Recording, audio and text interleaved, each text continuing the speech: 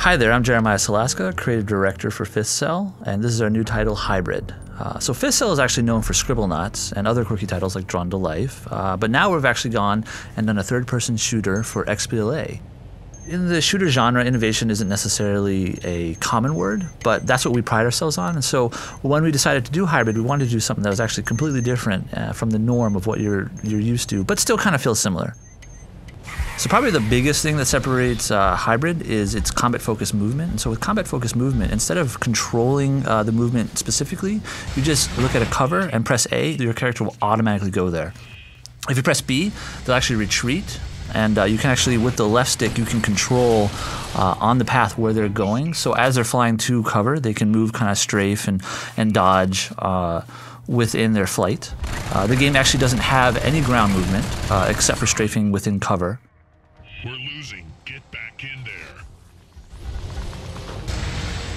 While you're moving, you can actually change directions mid-flight, so you're not just locked to that one cover. So it's very, very fluid, very, very intuitive, and very, very simple, but it makes the strategy very, very deep because of the fact that you can't just go anywhere. You have to be very purposeful in your movement.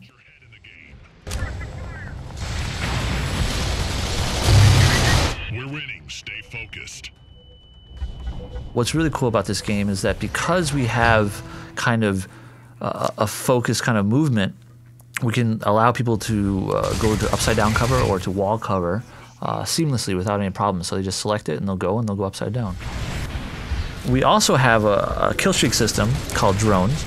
And so you've seen a few of them before. There's these kind of like robot looking characters that fly around.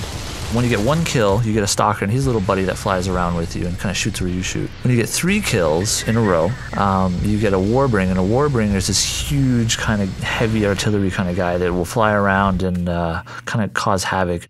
The last kill streak is called the Praeon. The Praeon is kind of like a heat-seeking missile. She requires 5 kills, and once she gets out, she's basically going to target some guy, and she'll take him out unless you kill her before she gets to you.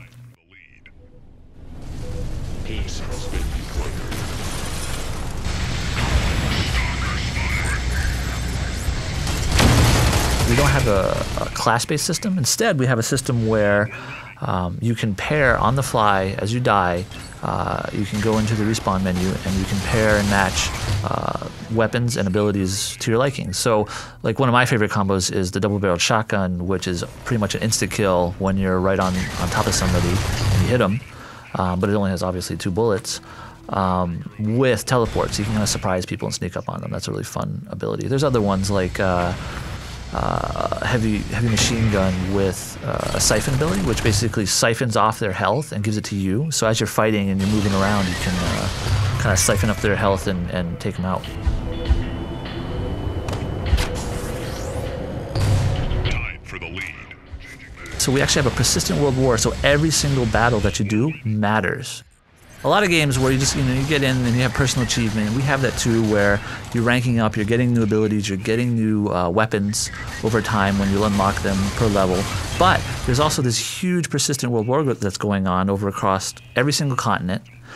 And there's 2 different factions, the Paladin and the Variant. And you actually choose on the onset from the very beginning of when you log in who you're going to be, and that's who you're going to be for the rest of the game.